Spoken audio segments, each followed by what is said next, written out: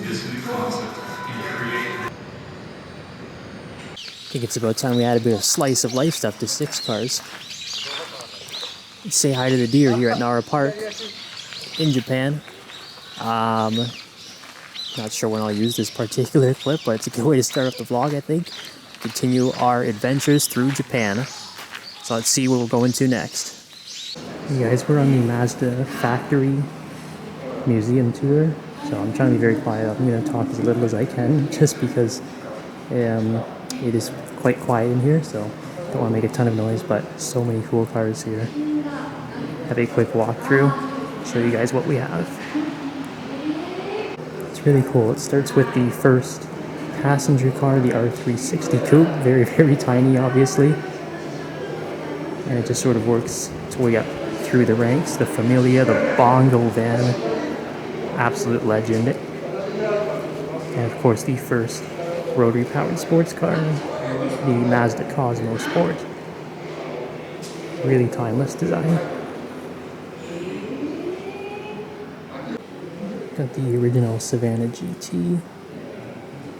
It's very reminiscent of the RX-3, obviously very similar design. Cosmo AP Coupe. We've got the first RX-7 to the Savannah in this really, really nice green color. Definitely my favorite for the original RX-7. So nice. I remember driving this car back in Sega GT 2002 on Xbox, and I always picked this green color, so that's so cool to see it in person. And of course we have the FC convertible,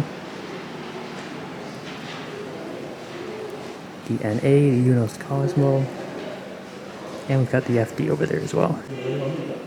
Just a super cool Unos Cosmo. Very luxurious two-door coupe from the 90s. So one that probably not too familiar with back in North America, but quite popular back here in Japan. So cool. And yeah, the Affini FDRX7 here. Needs no introduction.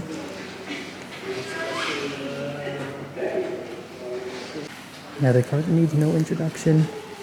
The Mazda 787B, the rotary powered Le Mans winning car.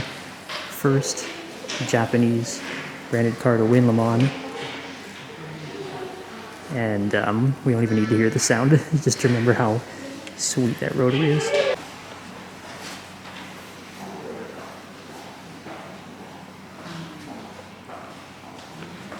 It's the RX Vision concept, I guess could be the successor to the RX-7 in the future.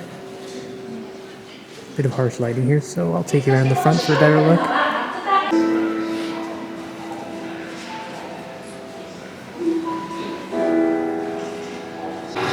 And here we have the LM55 Vision Gran Turismo, the futuristic Le Mans concept built especially for Gran Turismo.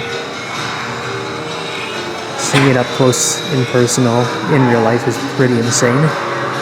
I guess this is the futuristic successor to the 787B. Wow.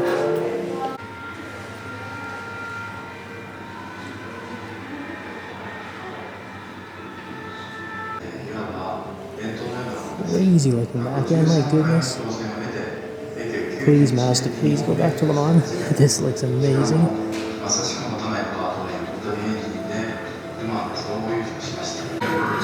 So we wanted to take that influence and bring it into this new concept and create this. Alright guys, man, Japan's back, 6 cars is here. Stumbled upon a really random find actually here in Osaka. This is a small but really cool classic car museum, the Glion Museum. So it's a bit of like old American cars, some Euros, some Japanese too, just scattered throughout this old like factory setting. The GT500 Eleanor Mustang there, but it is so cool. It's very reminiscent of like the Gran Turismo Cafe from GT7 actually. All the different menu books, the way everything's organized, and just a really classy setting. You can tell by the line of cars they have here, but I'm gonna take you through, show you some of the cool stuff they have on display, let you have a look at it. Yeah, just before we step inside the main section here, might as well have a look at the Eleanor GT500. Of course, he's rocking the Gone in 60 Seconds license plate that made this car famous.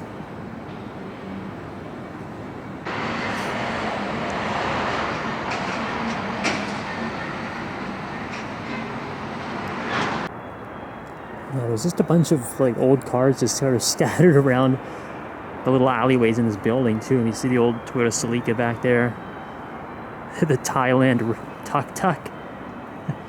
And this one is really cool. This is an Isuzu Bellet 1600 GT. Just another like small classic Japanese sports car, obviously lesser known. Isuzu is not really known for sports cars, but they did happen every once in a while. Check the interior, manual obviously.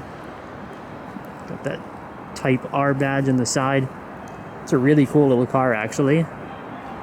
And the paint job sort of looks like the Z432R Nissan Fairlady. Definitely emphasis on the Americana here. We're in like the 1930s section here, the gangster cars, I guess you could say, the Ford Deluxe, the Packards. And yeah, like I said, it's really cool to see some American cars like in this condition all the way over here in Japan. But this setting is just, everything's just so pristine. Definitely gives off the Gran Turismo vibe, as you can tell by the title of the video. It's the setting, the piano in the background, it's so cool. The old Mustang, the Bel Air, Camaro and the Corvette. Yeah, this place is so cool.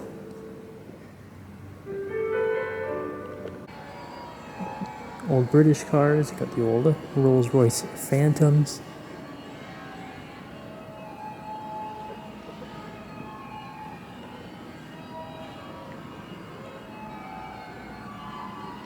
Really cool.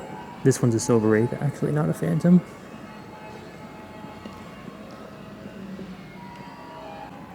And we've got some more Euro stuff over here. The Alpine A110. Of course, a very, very famous car that has been resurrected, so to say. There is the new A110 for sale outside of North America.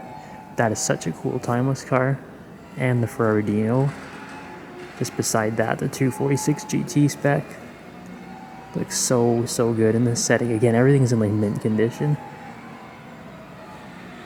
And it's only helped by that backdrop too. So there's a Gran Turismo menu book right there. I guess late 60s, early 70s European sports cars. Triumph TR4 there as well from Britain.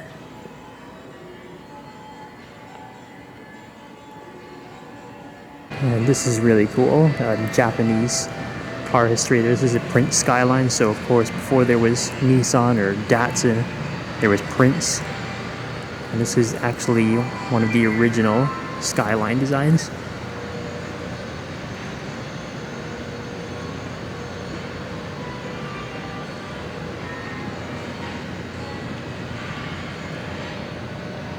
And you've got the Skyline from Prince in the sport style, so you get those slanted sort of headlights on them. And there's actually a roadster version of the Skyline way back in the day in the early 60s. That's really cool. Just behind me, boom, two Toyota 2000 GTs and the Mazda Cosmo Sport. Let's have a look at these gems. So, significance of the Mazda Cosmo Sport. First Mazda to have the famous rotary engine in it, and one of their early sports cars too. It's such a cool design. Probably recognize if you played old video games, Gran Turismo, Osaka GT, the likes of that. That is a very, very historically significant car from Mazda and in JDM. And of course we've got what a lot of people consider the original Japanese supercar, the Toyota 2000 GT. Just that timeless, fastback design. So sweet. These are actually a little different too. This looks like a standard 2000 GT. The other one looks more like a race variant. So there's some different wheels on it. You see that like chin spoiler in the bottom. Some intake sticking out from the side there just behind the wheel. So some slight differences. Man, they are so cool.